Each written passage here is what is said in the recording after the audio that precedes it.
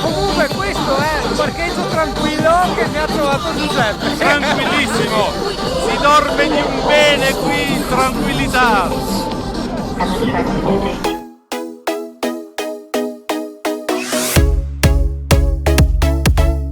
Ecco i gentili ragazzi che adesso ci insegnano una cosa.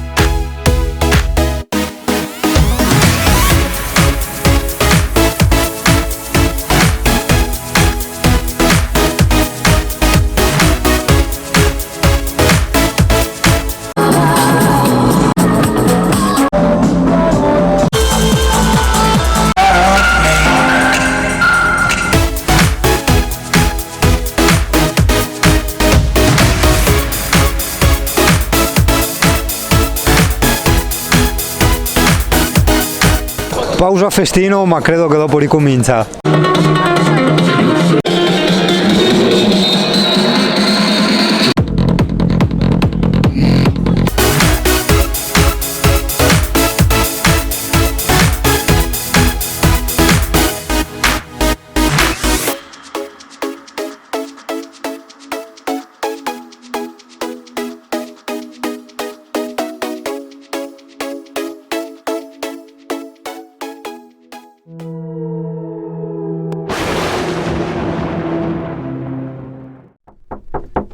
Che ho qua la prima mattina. Ah! Buongiorno! Senza sbam. Era preparata ragazzi questa perché me l'ha fatta bene, no? Cioè che ha bussato, ha detto buongiorno Italia, io gli ho detto buongiorno un cazzo. E poi gli ho detto no aspetta ma è carina, dai che la rifacciamo. Però vedi che dopo rifarla non viene fuori. No, infatti è un po', non è naturale. Comunque colazione pugliese, adesso facciamo la colazione pugliese perché il ragazzo è un po' magrolino, allora lo dobbiamo un po' mettere su alla pugliese, diciamo. Quindi andiamo dentro e verifichiamo la colazione pugliese. Dai, verifichiamo. Ah, CP, Mado, questa era la colazione veneta schifosa. No, via Veneta. Sai, i biscotti del Lidl pieni di zucchero che io uso al posto delle zollette. Questa voi non potete annusare, però facciamo annusare a Yuri. È la miseria, ma cos'è? Tipo fritto? Pizza di cipolle. No, sentivo io, dai. Vabbè, io tipo alle 9:30, 10, sì, me la mangio sta roba. Ah, non la mangiamo adesso? No, questa... perché bisogna mangiarla subito. Guarda, è calda, è appena fatta. Oppure fammi fumare mezza cicca fumiamo la cicca. Sì, no, ma io sono roba, cioè sono tipo che mangia sta roba. Non appena sveglio, ma mezz'ora dopo che mi sono allora svegliato. Aspettiamo un po', dai, così la facciamo intiepidire un po' perché in effetti è bollente. Poi abbiamo un po' di focaccia semplice che è giusto che te la voglio far assaggiare. Poi ti ho preso. Ma dai, ma se... Poi abbiamo dei tarallini integrali, uno. Dei tarallini normali, due. Poi abbiamo le friselle. Aspetta, calma, tarallini, quelli artigianali, infatti, hai capito? Friselline che ti ho detto, queste friselline, ci metti il pomodoro, un po' di olio, sale, origano e te le mangi così. Poi ti faccio vedere come si preparano. E poi abbiamo i biscotti per la colazione, non quelli delle questi artigianali fatti con i contro CC. Sì, ma non ho parole, cazzo. Che parole? No, stai parlando, lui ce l'ha le parole. Cazzo, mi ha fregato. Ti rimetto nella busta, così questi no, qui. non ho parole veramente, perché insomma dai. E questi poi li assaggiamo dopo. Papà, tu stai fermo lì, non ti muovere. Quanto sei bella. Che storiazza. Ok, mettiamo qui. Italia, noi dopo aver parlato delle nostre avventure disgraziate in mountain bike, adesso niente, facciamo colazione con la pizza all'aglio, com'è che pizza di cipolla. Pizza di cipolla. Va la cipolla, vedi che bello ogni tanto non essere con la lescia, cioè questo tipo è cibo proibito e io adesso mi sfondo di cipolla che a metà fa basta. È tipo la sfoglia buonissima, non dico che è uguale, però per farti capire è simile a tipo quella di certi involtini primavera. È una pasta sfoglia tipo quella araba, no? Com'è che si diceva? Io non mi ricordo, perché a mia mamma è appassionata di cucina, ogni tanto fa tutte le sue sperimentazioni culinarie, però veramente la pasta è eccezionale. Non è come la pizza cui siamo abituati noi, molto più buona, leggera e particolarmente croccantina, morbida croccantina. Mi parla, io mangio. È vero, adesso spengo, è che io ho detto no, comunque mi resta un bel ricordo, quindi ho detto devo immortalare sta roba e descrivermela, anche perché con la memoria che ho dopo ok, va. Ciao Italia.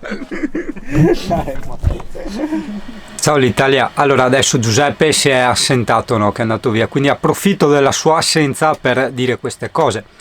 Allora, dell'ospitalità del sud si è sempre sentito parlare, no? È un po' quasi un modo di dire, no? L'ospitalità del sud, però effettivamente provarle dal vivo queste cose, e sono cose grandi, insomma, dai, cioè, fa strano, non che per carità i veneti o gli altri non siano ospitali, per carità, però qua ti senti, senza nulla togliere neanche ai parenti, ma ti senti meglio che da parenti, cioè è una cosa strana. Intanto come ciceroni sono una cosa fantastica, e questo per carità l'avevo già scoperto in passato, avevo già visitato Sicilia e altri posti, però diciamo lo sto riconfermando insomma anche con questo viaggio qui in Puglia. E la gente è disponibilissima a darti informazioni, a spiegarti, a raccontarti. Se poi ti trovi con qualcuno del posto che ti porta in giro, puoi immaginare. Non funziona la battaglia per pagare il conto, non funziona come da noi. Allora, partiamo dall'inizio.